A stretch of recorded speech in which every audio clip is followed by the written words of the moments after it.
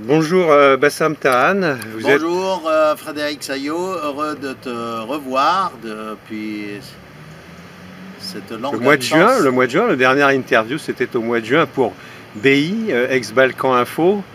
Donc cette publication ayant cessé de paraître, nous sommes un certain nombre à démarrer une nouvelle publication qui s'appelle Eurasie Express et je te remercie d'avoir accepté cette interview pour ce nouveau journal. Alors, euh, ma première question portera sur l'importance de cet État islamique. L'autre jour, j'écoutais un débat sur une chaîne de télévision russe où il faisait état de plusieurs millions d'hommes en armes au Moyen-Orient entre le nord de la Syrie et le nord de l'Irak. Plusieurs millions, non, plusieurs milliers sans doute. C'est-à-dire que là, je crois, ils disent qu'il y a 3000 étrangers et quelques milliers en tout. Ils disent qu'il y a une trentaine de milliers de combattants. En fait, ces chiffres sont totalement erronés parce que rien que les djihadistes tunisiens, selon des sources fiables de Tunisie même, ils seraient au nombre de 8000. Alors, je ne pense pas que les djihadistes tunisiens fassent à peu près le tiers sur 30 000.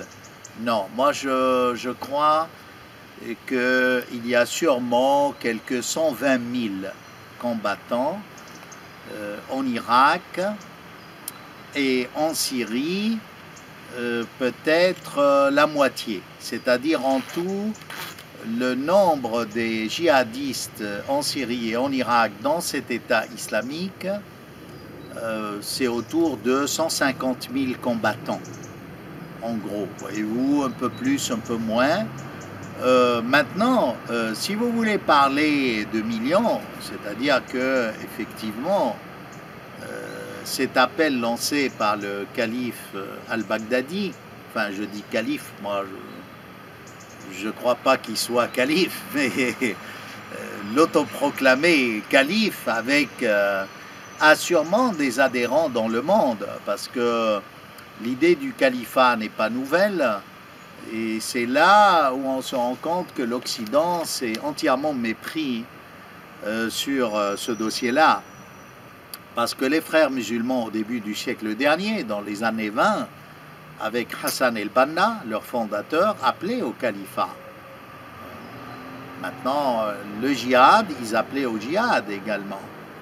Le mouvement wahhabite, qui est encore plus ancien, n'a pas appelé au califat, mais a appelé aussi au djihad. Et on voit que la pratique de cet État islamique ressemble beaucoup aux wahhabites dans la mesure où ils détruisent les mausolées et ils frappent d'apostasie tous ceux qui ne croient pas comme eux, qu'ils soient minoritaires appartenant à d'autres religions ou des branches de la même famille de l'islam sunnite.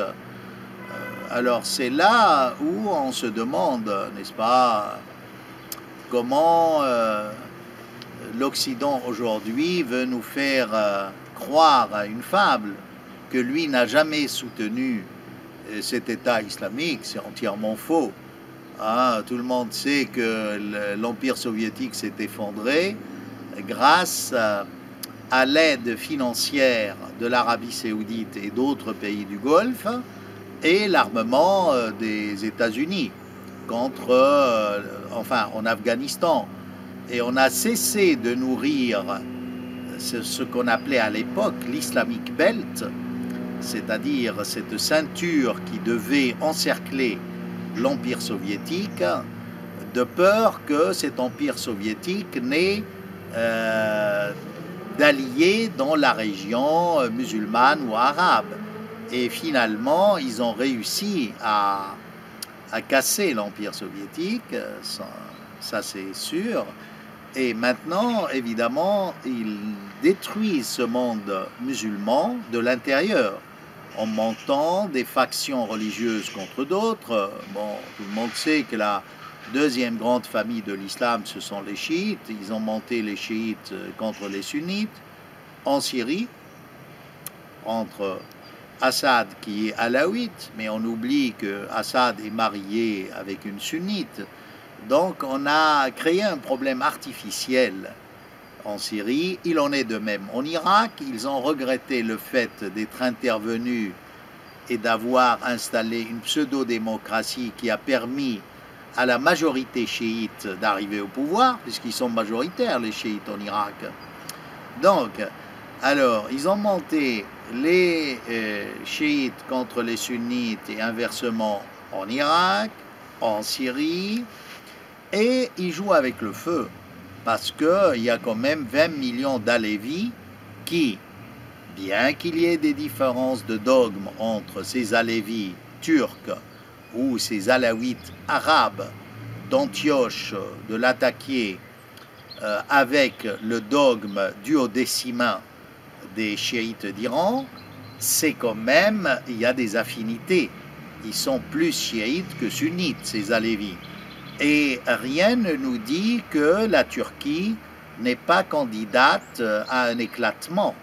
Hein, parce que le même problème qui divise aujourd'hui l'Irak et qui a été prôné par l'Occident et les Américains, c'est-à-dire un État kurde, un État sunnite et un État chiite, ça peut être le cas de la Turquie. Tout l'est de la Turquie est kurde et le reste, enfin, de la Turquie peut être divisé entre sunnites et alévis. Hein. Est-ce qu'on peut revenir à l'État islamique lui-même, à sa réalité concrète et présente?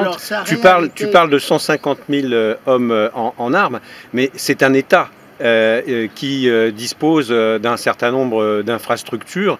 Est-ce que tu peux rapidement nous brosser un tableau de cet État islamique? Alors, cet État islamique, d'abord, a reçu le soutien financier des pays qui lui mènent la guerre aujourd'hui, que ce soit dans le camp occidental ou dans le camp moyen-oriental.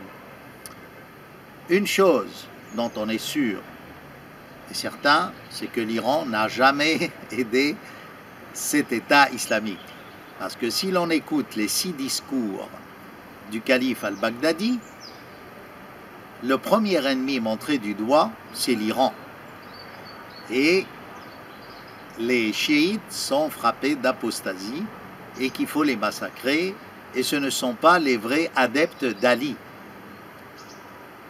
Pour lui, les vrais adeptes d'Ali, c'est l'État islamique, c'est-à-dire il ôte aux chiites tout lien, n'est-ce pas, dogmatique ou d'affinité ou de filiation avec le gendre et le cousin du prophète, ce qui est énorme, n'est-ce pas, et entièrement erroné. Par contre, ceux qui l'ont aidé alors, c'est la Turquie. Elle avait des camps d'entraînement. Tout le monde sait que les frontières syro-turques s'étendent sur 1000 km. Elles sont poreuses volontairement par l'État turc. Le Parlement turc a voté, il y a quelques mois, l'autorisation à l'armée turque d'entrer en Syrie. Il va sans doute revoter cela ces quelques jours qui viennent. Donc la Turquie a fait passer les Tchétchènes, les Français, les Anglais, les Hollandais, les Tunisiens, les Libyens, les Marocains, les Algériens, les Égyptiens, à l'époque où Morsi, l'ex-président d'Égypte, avait appelé à la djihad contre le gouvernement de Damas.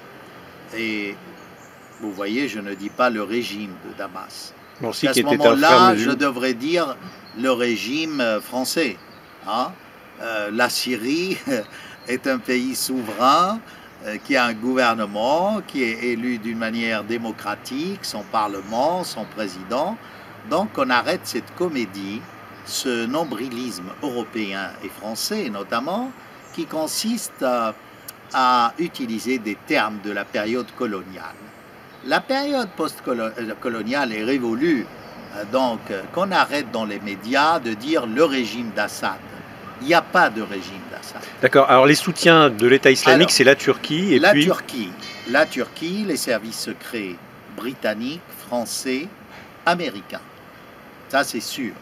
Des armes ont été distribuées dans cette zone frontière. En quantité? Ah, bien sûr. Et ça, je l'ai dit. Des armes lourdes, y compris? Des armes lourdes, de l'artillerie. On a vu même des blindés. Même les forces turques dans l'attaque contre, au début, les villages kurdo-chrétiens de Syrie. Ils ont participé, hein. Ils ont aidé les islamistes. Ils les ont aidés contre les Arméniens de Kessab. Ils les ont aidés à Bustan el-Bacha, la banlieue d'Alep. Les ambulances turques transportaient des armes et ramenaient les blessés djihadistes. C'est pas moi qui le dis, ce sont deux associations turques, d'avocats et de journalistes qui se sont révoltés contre cet état de fait. Et les pays du Golfe font aussi... Alors, les pays du Golfe, venons-en. Alors, le royaume saoudite a beaucoup aidé, hein, dans l'espoir de faire renverser Assad. Il en est de même. Mais le royaume saoudite n'aidait pas forcément les frères musulmans.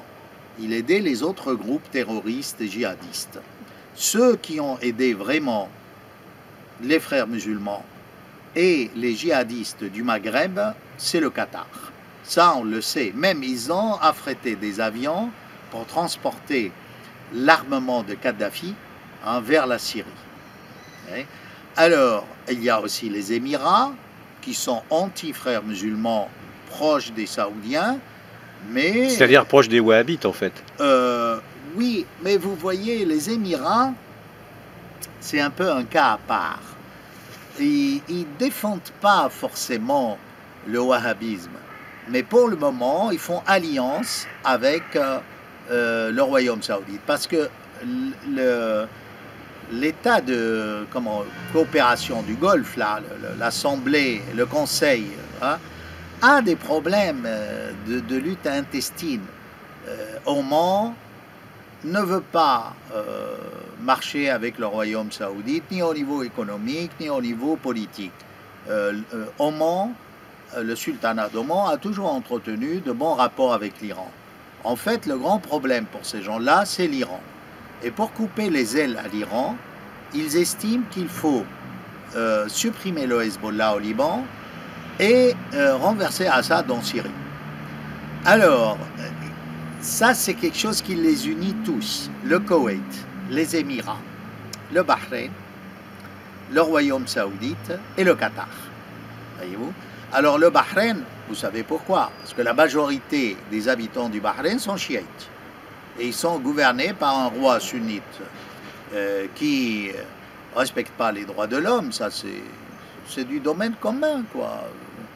Alors, voilà, en gros, ils les ont aidés par l'argent. Mais il faut distinguer deux sortes d'aides. Une aide institutionnelle, où c'est l'État qui verse, et une aide privée, où il y a beaucoup de, n'est-ce pas, de richissimes pour faire acte de pénitence, envoyer des sous. Ils savent pas, bon, ils savent très bien que ça va aux islamistes.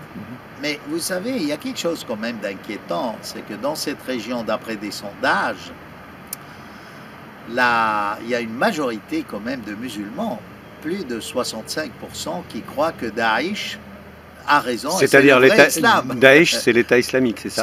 Alors, vous voyez, là, il y a eu une fausse polémique que le gouvernement français ne veut pas dire État islamique parce que ce n'est pas un État. Oui, mais quand vous dites Daesh, ça veut dire État islamique de l'Irak et du Levant. Je reviens à ma question. Que vous disiez État islamique ou Daesh, il y a État islamique dedans. Alors je reviens à ma question. Est-ce que selon vous c'est un État viable? Et j'ajouterai une question annexe. Quelle est l'audience de l'État islamique dans le monde musulman au plan international? On a vu hier un otage français exécuté par un groupe djihadiste dans le Djourdjoura qui se réclame de l'État islamique. Non, moi je condamne l'État islamique, je l'ai dit. Je suis parmi, honnêtement, les rares à avoir analysé les 6 discours du calife. D'ailleurs, j'interviens le 6 octobre, je crois, au Parlement dans un colloque sur l'Irak pour expliquer la feuille de route du calife al-Baghdadi, mais selon ses déclarations et non pas des analyses superficielles comme on a souvent, comme on entend souvent sur les médias français, des gens qui se prétendent islamologues, spécialistes du monde arabe. Enfin là, ça pousse comme des champignons. Je reviens donc. Moi je condamne, c'est pas viable cet État islamique. Mais n'empêche qu'avec tous les complexes que charrie la population musulmane, du monde arabo-musulman ou du monde musulman tout court, il y a une dent contre l'Occident. Et toutes ces interventions, cette hypocrisie, vous n'allez pas pouvoir convaincre l'Algérien lambda de la rue qu'aujourd'hui, ces pays du Golfe vont s'opposer à l'État islamique, alors qu'il sait, mais il sait que depuis des années, c'est eux qui nourrissent cela et qui veulent détruire l'Algérie, détruire la Syrie, et c'est connu, voyez-vous. Donc, toute cette guerre contre l'État islamique est justifiée, et moi je suis pour l'union nationale, mais qu'on ne nous raconte pas de mensonges, qu'on ne nous dise pas que nous on les a jamais aidés. Non, alors justement, quel est le rôle des États-Unis dans la coalition et la guerre qui est menée contre cet État islamique? Ne pensez-vous pas que ce qui est visé dans un jeu de billard à trois bandes, c'est non pas l'État islamique, mais la Syrie du gouvernement d'Assad et l'Iran, et au-delà, la Russie? Ah, sûrement, sûrement. Vous voyez, l'allié de l'Iran, de la Russie, bon, c'est un petit pays, la Syrie, il ne faut pas non plus exagérer, mais quand même, stratégiquement et au niveau de l'idéologie politique, c'est un pays qui existe depuis la nuit des temps. Je veux dire, la Syrie, c'est une pièce maîtresse sur cet échiquier du Moyen-Orient. Alors, quel est le jeu des États-Unis? Hier, ils ont bombardé Alep. Oui, oui. Les États-Unis, d'abord, ils ont une raison de politique intérieure. Obama a vu que sa cote remontait avec son engagement. Donc ça, il veut que son parti gagne les élections, on le comprend. Donc là, il a trouvé une occasion en or pour faire monter sa popularité et celle de son parti. Il faut y aller. Bon. Segundo, il y a eu un froid avec les pays du Golfe. Là, il a réussi quand même à aligner tous ces pays du Golfe sur sa position de la nécessité d'intervenir et surtout de payer cette guerre. Parce que cette guerre va coûter cher. C'est pas le peuple américain qui paye de ses impôts les frappes, pas du tout. C'est le Qatar, c'est les Émirats, c'est le Royaume saoudite.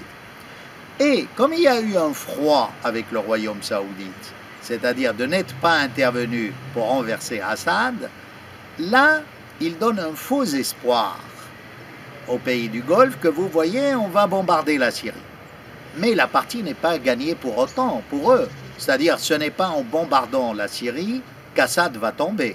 Mais ils essayent d'asphyxier Assad. Alors, comment l'asphyxier? C'est-à-dire, et s'opposer évidemment aussi à l'Union soviétique, pardon, à la Russie. C'est-à-dire que plus ils affaiblissent Assad, plus ils affaiblissent le rôle et de l'Iran, de son rayonnement politique, et de la Russie et de la Chine, hein, qui sont quand même trois pays aujourd'hui qui se trouvent derrière, disons, la même barricade. Hein. Alors, hier, par exemple, ils ont bombardé le pétrole, ce qui est vraiment énorme, en disant l'État islamique profite du pétrole syrien. Alors, bombardons le pétrole. Ça a plusieurs objectifs. Ils veulent asphyxier Assad, parce que s'ils bombardent l'État islamique et ils laissent le pétrole, Assad va regagner et va reprendre son pétrole et va devenir à nouveau fort. Donc, c'est la tactique de la terre brûlée. On a brûlé les champs de pétrole, mais c'est criminel. Vous privez le peuple syrien d'une ressource, soi-disant, vous voyez, là on est sûr, l'État islamique ne profitera pas du pétrole. Alors vous allez faire pareil pour le peuple syrien? vous allez décimer tout le peuple syrien dans l'espoir qu'il n'y ait pas de gens pour l'État islamique. C'est un raisonnement absurde, voyez. Et voyez leur contradiction. Si c'est le pétrole qui est la source principale de cet État islamique, je ne le pense pas, hein. Je ne le pense pas. Pourquoi, à ce moment-là, n'ont-ils pas bombardé les champs de pétrole en Irak? Pourquoi? Ah, ben parce que le pétrole syrien, c'est bon de le brûler, mais pas le pétrole irakien. Alors quel est l'essentiel des ressources de l'État islamique, si ce n'est pas le pétrole? Ils ont pris déjà, ils ont touché, ils ont un trésor de guerre des pays arabes du Golfe et même des États occidentaux qui les ont aidés. Ils ont pillé Mossoul. Vous voyez, tout le monde savait, vous n'allez pas me faire croire qu'avec tous les AWACS qui survolent la région, les Américains n'étaient pas au courant que l'État islamique allait vers Mossoul, hein, et qu'on hésitait. Non, je l'ai expliqué dans d'autres, n'est-ce pas, interventions. Ce jeu, si vous voulez, c'était parti des Américains, mais ils pensaient pouvoir dominer ce monstre qu'ils ont créé. Mais là, je crois, le monstre leur échappe complètement. Alors, mais ils restent gagnants sur tous les tableaux. Pourquoi, après tout? Parce que c'est des musulmans qui s'entretuent, qu'ils soient chiites, sunnites.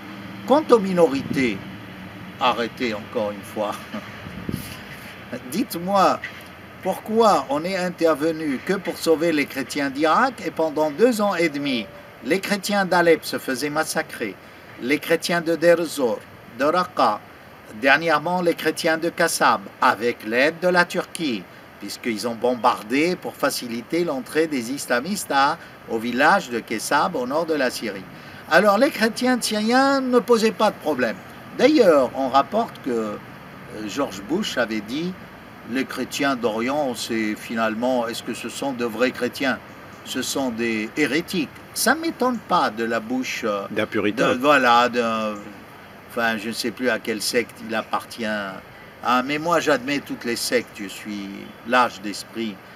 Mais pour revenir à la tactique des Américains, pensez-vous, Bassam Tahan, que les frappes aériennes vont suffire pour contrer l'État islamique? Je ne crois pas. Là, ils sont en train, comme je vous ai dit, de continuer systématiquement la destruction de la Syrie, parce qu'il faut reposer ça, remettre ça dans tout un contexte historique. Ils ont neutralisé l'Égypte par Camp David pendant des années de corruption. Toute la période de Moubarak, c'était la corruption avec Israël et les Américains bénites contre et l'Union soviétique de l'époque et la Russie d'aujourd'hui. Après, ils se sont dit, tiens, il y a l'Irak. Ils ont nourri l'Irak pour détruire l'Iran. Une guerre fratricide. C'est ce que vous nous avez bien montré dans le précédent interview. Voilà. Alors vous voyez, après ça, ils ont rasé l'Irak. L'Irak devenait dangereux puisque c'était une puissance industrielle pour la région, d'armement, il y avait un poids politique, militaire de l'armée irakienne qui a malheureusement disparu. Est-ce qu'il la réarme actuellement? Attendez, laissez-moi finir ma pensée. Le dernier qui restait comme ennemi, l'Iran et la Syrie. L'Iran est un gros morceau. Ils ne peuvent pas l'attaquer facilement. C'est immense, c'est un pays développé qui, malgré toutes les sanctions, a, comme vous le savez, une activité scientifique et industrielle intense et un rayonnement. D'ailleurs, c'est vrai qu'aujourd'hui l'Iran est présent à Damas, en Syrie, est présent à Sanaa, au Yémen, au Bahreïn, à Manama, à Bagdad, en Irak. Vous voyez, le royaume saoudite et les intérêts américains sont assiégés par une certaine hégémonie iranienne. Et jusqu'à maintenant, je répète, l'Iran, que je sache, depuis 30 ans, n'a pas été le pays terroriste comme le dépeint les médias occidentaux. Par contre, le terrorisme est parti de nos alliés, soi-disant. Hein? Le 11 septembre, il y avait des Égyptiens, il y avait des Saoudiens. D'ailleurs, les responsables américains l'ont avoué, hein, que ceux qui faisaient partie, si toute cette affaire est vraie, ce sont des ressortissants de pays amis. Donc vous voyez, là, on est en train de vouloir détruire le dernier bastion de l'arabisme et de l'axe anti-américain, la Syrie. Personnellement, je crois. Vous allez me dire que je rêve ou que je suis utopique. Non, pas du tout. La Syrie est comme le phénix. Elle renaîtra de ses cendres. Elle sera toujours une épine dans le gosier, comme on dit, de tous ces faux experts du Moyen-Orient. Vous pouvez détruire Assad. Vous ne détruirez pas l'âme syrienne. Elle est là. Elle vous a, n'est-ce pas, chassé de Syrie. Jamais un pays, la France n'a eu de bataille désastreuse que sous le mandat syrien. Mais revenons, ça, les Français s'en souviennent. Et vous n'allez pas réussir, ni Fabius, ni tous les faux experts du Moyen-Orient, à raser la Syrie. Mais comme vous l'avez fait avec l'Irak. Revenons à la tactique américaine de frappes aériennes contre l'État islamique qui est présent dans le nord de la Syrie. Pensez-vous qu'elle soit efficace? Les Américains livrent-ils des armes opérationnelles à l'Irak? Où va le conflit selon vous, le conflit militaire? Alors vous voyez, militairement parlant, si vous voulez, c'est une guerre qui va se prolonger. Parce que quand vous frappez des points précis de rassemblement, que vont faire les djihadistes de l'État islamique? Ils vont à nouveau s'infiltrer dans les villes. Et c'est une guérilla urbaine. Et là, je crois, même si les États-Unis envoient des centaines de milliers de soldats, ils ne gagneront pas la guerre. Ils détruiront tout le Moyen-Orient. Vous voyez, la guerre syrienne est une guerre de guérilla urbaine. C'est pour cela que jusqu'à maintenant, honnêtement, le gouvernement de Damas n'a pas pu, n'est-ce pas, éradiquer tous ces djihadistes, puisqu'ils sont dans les villes. Sinon, ce sera fait au prix d'une destruction totale et d'une perte civile, ce qui est arrivé parfois. J'ai une dernière question, Bassam Tahan. Aujourd'hui, va être voté au Conseil de sécurité de l'ONU un mandat autorisant la coalition à agir militairement, ce qu'elle a commencé à faire avec les frappes aériennes américaines et françaises.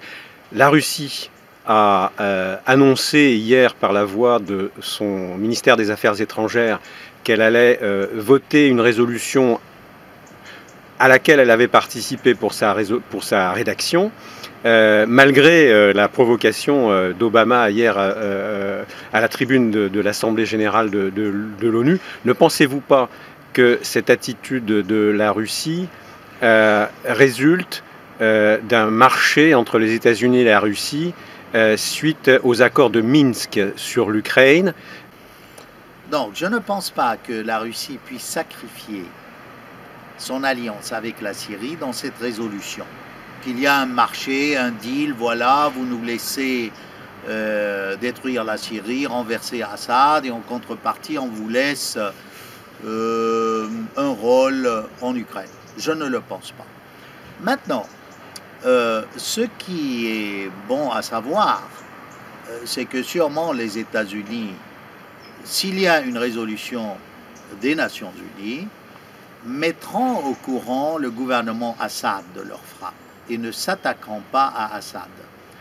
Maintenant, si jamais, que ce soit la France ou d'autres États, attaquent le gouvernement de Damas, il risque d'y avoir un dérapage vers un affrontement entre la Russie, l'Iran et les pays de cette coalition.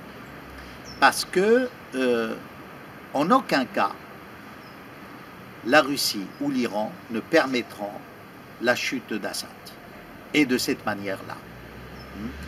peut-être que si on passe par une solution politique, s'il y a des élections, à ce moment-là, pourquoi pas? Mais là, ce serait quoi? Ce serait un coup d'État fomenté par l'Occident pour renverser un président élu d'une manière démocratique? Je ne pense pas. Ça s'est déjà vu en Ukraine, justement. Oui, mais là, si vous voulez, le Proche-Orient est beaucoup plus complexe que l'Ukraine. C'est vrai que l'Ukraine est à la frontière de l'Europe, comme se plaisent à le dire nos responsables politiques. Et de la Russie. Et de la Russie. Mais là, le Proche-Orient, vous soulevez le problème palestinien, le problème iranien, le problème de la guerre inter-islamique. À mon sens, stratégiquement, la bataille de Syrie est beaucoup plus importante que la bataille d'Ukraine. Merci Bassam Tan Merci pour cette interview. Merci.